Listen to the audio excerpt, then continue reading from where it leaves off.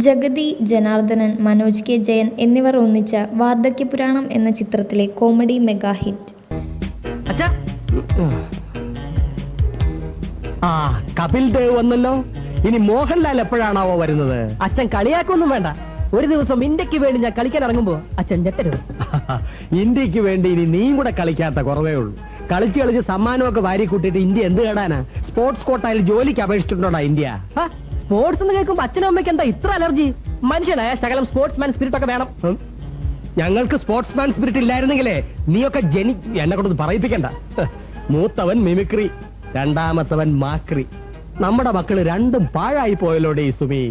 അതെ അതെ, തന്ത പെൻഷൻ പറ്റി ഷെഡിൽ കയറിയിട്ട് വർഷം ഒന്ന് കഴിഞ്ഞു. എന്നിട്ടും മക്കൾ ഇപ്പോഴും കളിച്ചു നടക്കുക. നിങ്ങൾ കല്യാണം കഴിക്കാൻ താമസിച്ചത് ഞങ്ങളുടെ കുഴപ്പമാണോ? പോടെ മറുതല പറയാതെ. വിവരദോഷി. അച്ഛാ, നാളെ എന്റെ ഫ്രണ്ടിന്റെ ബർത്ത്ഡേ. അവനെ പ്രസന്റേഷൻ മേടിക്കാൻ എനിക്കൊരു 200 രൂപ വേണം. കഴിഞ്ഞ ആഴ്ചയിൽ നീ ആരുടെയോ ബർത്ത്ഡേ ആണെന്ന് പറഞ്ഞ് 100 രൂപ മേടിച്ചോണ്ട് പോയല്ലോ. എല്ലാ കൂട്ടുകാരുടെയും ബർത്ത്ഡേക്ക് സമ്മാനം മേടിച്ചു കൊടുക്കാൻ നീ ആരാ? ചാൾസ് രാജകുമാരനോ? 10 പൈസ തരില്ല. ഇല്ലെങ്കിൽ വേണ്ട. അച്ഛൻ പെൻഷൻ മേടിച്ചോണ്ട് ഒരിടത്ത് കയറുന്നത് കണ്ടല്ലോ. എങ്ങോട്ട് കയറുന്നുണ്ടെന്നാ? തമ്പിയുടെ ഓഫീസിലായിരിക്കും അല്ലേ? അല്ല, പടം കാണുവാൻ അച്ഛനും മങ്കിലും കയറിയേ. സന്തോഷേ, കാശേരാം. സത്യമായിട്ടും അച്ഛൻ തരാം. അച്ഛൻ പേടിക്കണ്ട കേട്ടോ. സിനിമ കണ്ട കാര്യം ഞാൻ പറയത്തില്ല. ഞങ്ങള് സിനിമയ്ക്ക് കയറുന്നത് മക്കൾ എങ്ങനെ കണ്ടു? അച്ഛന്റെ തൊട്ടുപിറകിലത്തെ സീറ്റിൽ ഞാനും ഉണ്ടായിരുന്നു.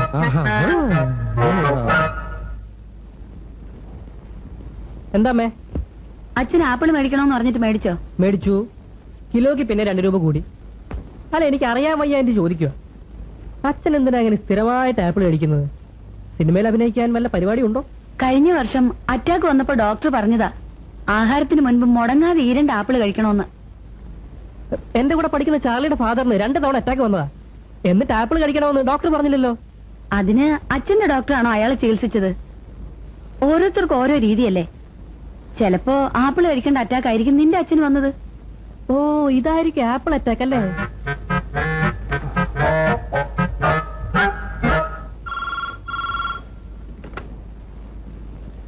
മഹേന്ദ്രൻ തമ്പിയാണ്. ഞാനാണ് ഓമനക്കുട്ടൻ. അതെ, സുമിത്ര വിളിക്കുകയാണെങ്കിലേ ഇന്ന് ഞാനും ചെറിയാനും തന്റെ കൂടെ ഓഫീസിലുണ്ടായിരുന്നത് പറയണം. എന്താ ഏടാകുടമല്ലോ ഒപ്പിച്ചോ? ഒപ്പിച്ചു. ആ കഴുത ചെറിയാനത് കുളവാക്കി. സൂസന്നെ കൊണ്ട് ഭക്തിഗാനവും വെപ്പിച്ചു. അയ്യോ, ഇന്ന് ടൗൺ ഹാളിൽ ഒരു നാടകമുണ്ട്. ചെറിയാച്ചനെയും കൂട്ടാമെന്ന് കരുതി ഞാൻ 2 ടിക്കറ്റ് എടുത്തു പോയല്ലോ. ചെറിയാച്ചന് വേണ്ടി എടുത്ത ടിക്കറ്റ് മുഖ്യമന്ത്രിയുടെ ദുരിതാശ്വാസ നിധിയിലേക്ക് ഡൊണേറ്റ്. അയാളെ അടുത്ത കാലത്തൊന്ന് സൂസൻ അഴിച്ചു വിടുമെന്ന് തോന്നില്ലടോ. ശരി, ഞാൻ വേറെ ആർക്കെങ്കിലും കൊടുത്തോളാം. ഓക്കേ.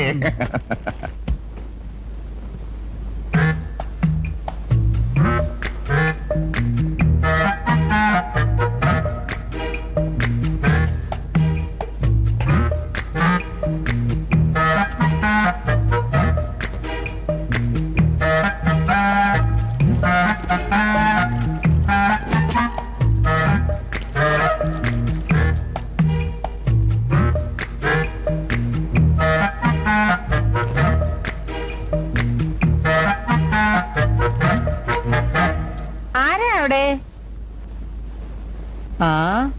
എത്തിയോ? എന്നതാ വായില്? ഗ്യാസ്. ഒന്നെങ്കിൽ ഇറക്ക്, അല്ലെങ്കിൽ തുപ്പ്. എന്നിട്ട് പറ, എവിടെയായിരുന്നു ഇതുവരെ? ഞാൻ ആ മഹേന്ദ്രൻ തമ്പിയുടെ ഓഫീസിൽ കയറി സംസാരിച്ചിരുന്നു പോയതാണേ.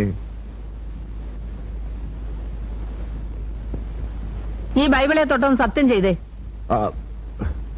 പൊറുക്കണം സൂസി, ഓമനക്കൂട്ടം നിർബന്ധിച്ചപ്പോ ഞങ്ങളൊരു സിനിമയ്ക്ക് കയറിയതാ. എന്നാ സിനിമയാ? തുടങ്ങി കഴിഞ്ഞ പിന്നെ കയറിയത്. അതുകൊണ്ട് പേര് ഓർമ്മയില്ല. തിയേറ്ററിന്റെ പേര് ഓർമ്മയില്ലേ? ഉണ്ട്, മേളം.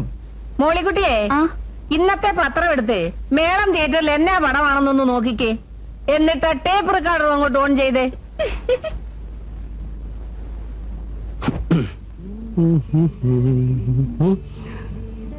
ഭഗവാനെ, ചെറിയാച്ചന്റെ വീട്ടിൽ നിന്നാണല്ലോ ഭക്തിഗാനം കേൾക്കുന്നത്.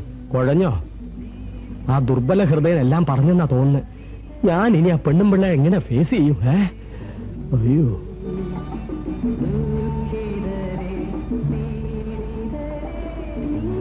ഇന്ന് തന്നെ ഞാൻ ടോമച്ചൻ എഴുതുന്നുണ്ട്. അപ്പച്ചൻ വെള്ളം അടിച്ചേച്ച് വിക്സ് ഗുളിക തിന്നുന്നതും ഏപ്പടം കാണുന്നതുമല്ല അവനും കൂടെ ഒന്ന് അറിയട്ടെ. അമ്മച്ചി ഒന്ന് പതുക്കെ, അയൽവക്കക്കാര് കേൾക്കും. അയൽവക്കക്കാര് കേൾക്കാതിരിക്കാനല്ലേ സത്യദാനം വെച്ചിരിക്കുന്നത്. എന്നിട്ടും കേൾക്കുന്നെങ്കിൽ ഒച്ച കൂട്ടി വെച്ചോ. പെൻഷൻ അങ്ങോട്ട് എന്ന് മേടിക്കുന്നതേ ഇന്നത്തോടെ നിർത്തിക്കോ. കൂട്ടുകാരനെ പുറത്തേക്ക് ഇറക്കാതിരിക്കാൻ പറ്റുമോന്ന് ഞാനൊന്ന് നോക്കട്ടെ. അപ്പൊ നിങ്ങളൊരു തുള്ളി പോലും കുടിച്ചിട്ടില്ലെന്നാണോ പറയുന്നത്? കുടിച്ചു, മൂക്കറ്റം കുടിച്ചു. കഴിഞ്ഞ വർഷം അറ്റാക്ക് വന്നതിന് ശേഷം ഇനി ഒരു തുള്ളി കുടിച്ചു പോരെന്ന് ഡോക്ടർ പറഞ്ഞപ്പോ ഞാൻ നിന്റെ നെറുകെ തൊട്ടല്ലേ സത്യം ചെയ്തത് മദ്യം ഞാൻ കൈകൊണ്ട് തൊടില്ലെന്ന്. അതിനുശേഷം നിന്നാണ്, നമ്മുടെ 2 മക്കളാണ്, മദ്യം ഞാൻ ഈ കൈകൊണ്ട് തൊട്ടിട്ടില്ല, അറിയാവോ? ആണയിട്ട അത് തെറ്റിക്കുന്ന ആളല്ല ചേട്ടനെന്ന് എനിക്കറിയാം. പിന്നെ എന്തിനാ സുമി നീ എന്നെ സംശയിച്ചത്? കുടിച്ചിട്ടില്ലെന്നുള്ളതുള്ളതായിരിക്കും, പക്ഷെ സിനിമ കണ്ടു കാണും, അത് ഉറപ്പാ. കണ്ടോ കണ്ടോ, ഇതാ പെണ്ണുങ്ങളുടെ ഒരു കുഴപ്പം. കുടലെടുത്ത് കാണിച്ച തിരുപ്പനാണെന്ന് പറയും. വിശ്വാസമില്ല, നീ ആ തമ്പി ഫോൺ ചെയ്ത് ചോദിക്കും. 5 മണി വരെ ഞങ്ങൾ അയാളുടെ ക്യാബിനിലുണ്ടായിരുന്നു. തമ്പി സാർ ഇന്നലെ ഇവിടെ വന്നിട്ട് പോയതല്ലേ? എന്നും കാണുന്നവർ തമ്മില് എന്താ ഇത്ര സംസാരിക്കാനുള്ളത്? അയാൾ ഉടനെ റിട്ടയർ ആകുകയല്ലേ. പെൻഷൻ പേപ്പേഴ്സ് ഒക്കെ എങ്ങനെയാ ശരിയാക്കേണ്ടെന്ന് ചോദിക്കായിരുന്നു. ഇടയ്ക്ക് ഇത്തിരി നേരം മോന്റെ കല്യാണക്കാര്യം വന്ന് വീണു. പിന്നെ നാടകഭ്രാന്തരോട് സംസാരിച്ചുകൊണ്ടിരുന്ന സമയം പോകുന്ന അറിയയില്ല. ഡിപ്പാർട്ട്മെന്റിൽ നാടകം കളിച്ചതിന്റെ ചരിത്രം കുറെ വിളമ്പി. ടെറസിൽ തുണി വല്ലതും ഉണങ്ങാൻ ഇട്ടിട്ടുണ്ടോ? എന്താ മഴ പെയ്യോ? പിന്നെ 4.25 സെന്റിമീറ്റർ ഉണങ്ങിയ തുണി നനയാനത് ധാരാളം മതി. പോയെടുക്കൂ.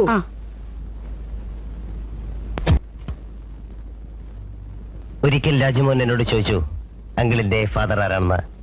ഞാൻ പറഞ്ഞു ഒരു രാജാവാണെന്ന്, കിരീടവും ചെങ്കോലും ഒക്കെ ഉള്ള ഒരു രാജാവ്.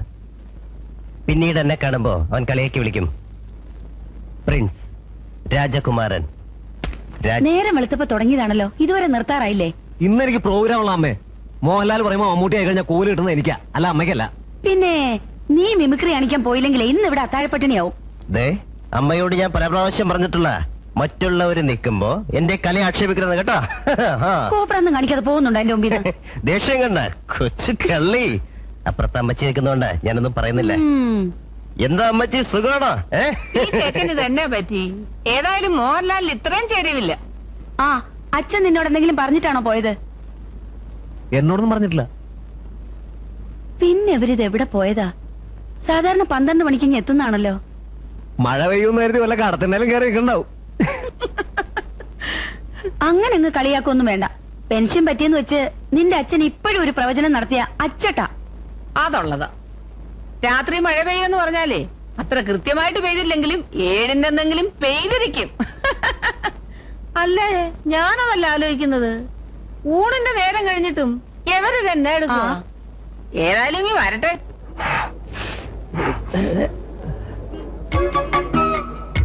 മാതാവേ, ഇത് അടച്ചുള്ളിയല്ലേ? എനിക്കെന്താ പ്രായപൂർത്തിയായിട്ടില്ലേ? ചുമ്മാ അതല്ല സൂസൻ അതിന്റെ കഴുത്തിലെ കയറൂരാത്തത്. ആണുങ്ങളായി ഇച്ചിരി തന്റെ ഒക്കെ വേണോടോ.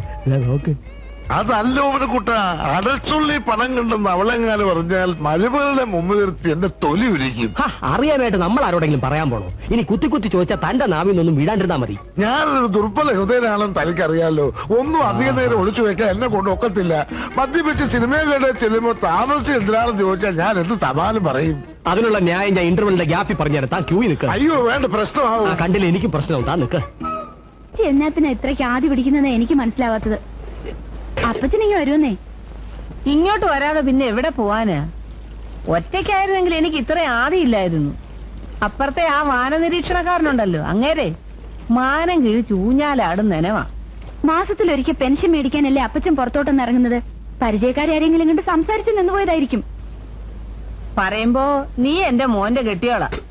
എന്നാലും പറയ, ആണുങ്ങളെ അങ്ങനെ അങ്ങ് കയറൂരി വിടരുത്. കയറിന്റെ ഒരറ്റം എപ്പോഴും നമ്മുടെ കയ്യിൽ തന്നെ വേണം.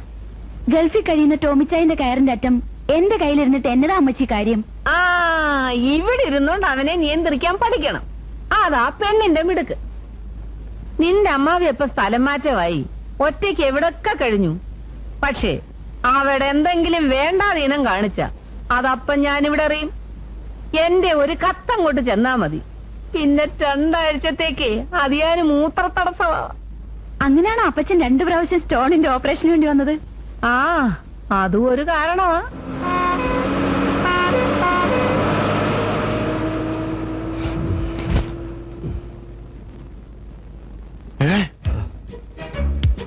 കർത്താവെ ഞാനില്ല, എനിക്ക് ഡോക്ടറെ ഒന്ന് കാണണം. കഴിഞ്ഞ മാസം താൻ ഇത് പറഞ്ഞാ എന്നെ വെട്ടിച്ചത്. ഇപ്രാവശ്യം തന്നെ കൊണ്ട് 3 എണ്ണം അടുപ്പിക്കാതെ ഞാൻ വിടുന്ന പ്രശ്നമില്ല. സർവീസിലിരുന്ന കാലത്ത് മേലുദ്യോഗസ്ഥന്മാരുടെ പീഡനം ഒരു വഴിക്ക്, ഓഫീസ് സമയം കഴിഞ്ഞ് വീട്ടിൽ ചെന്ന ഭാര്യയുടെ ശാസനയും കുടുംബത്തിന്റെ ഉത്തരവാദിത്വവും വേറൊരു വഴിക്ക്, എല്ലാം കൂടി ജീവിതത്തിൽ കുറെ ടെൻഷൻ അനുഭവിച്ചവരല്ലേ നമ്മൾ. ഇനി ഈ റിട്ടയർഡ് ലൈഫെങ്കിലും ശരിക്കും എൻജോയ് ചെയ്തില്ലെങ്കിലേ ചത്ത് മേളിലോട്ട് ചെല്ലുമ്പോ കർത്താവിന് ചെറിയാച്ചനെ കാണുമ്പോ ചൊറിയും. ആഗ്രഹമില്ലാഞ്ഞിട്ടല്ലടോ, സൂസന്നയുടെ സ്വഭാവം തനിക്കറിയത്തില്ലേ? പുറത്തോട്ടൊന്ന് ഇറങ്ങിയിട്ട് തിരിച്ചു ചെല്ലുമ്പോ അടിമുടി പരിശോധിച്ച് കളങ്കപ്പെട്ടിട്ടില്ല എന്ന് ഉറപ്പുവരുത്തിയിട്ട് അവൾ അകത്തേക്ക് കയറ്റു. തന്റെ കൂടെയാ വന്നിരിക്കണേന്ന് അറിയാവുന്നതുകൊണ്ട് ഈ നന്നാക്കി വരെ മണപ്പിക്കും. വയസ്സ് 10-60 എന്ന് പറഞ്ഞിട്ട് കാര്യമില്ല. പെണ്ണുങ്ങളുടെ കണ്ണു വെട്ടിക്കാൻ പഠിക്കണം. ദേ എന്റെ ഭാര്യ ആരാ മോള്, പക്ഷെ അവളെ ഞാൻ എത്ര വിദഗ്ധമായിട്ടാണ് പറ്റിക്കുന്നത്. സൂസന്നയ്ക്ക് മണവടിക്കാതിരിക്കാനുള്ള വിദ്യ ഞാൻ പറഞ്ഞുതരാം. താൻ ധൈര്യമായിട്ട് കയറണോ, വന്ന് 2 എണ്ണം വീശടോ. ഞാനില്ല. ഓ വാടോ.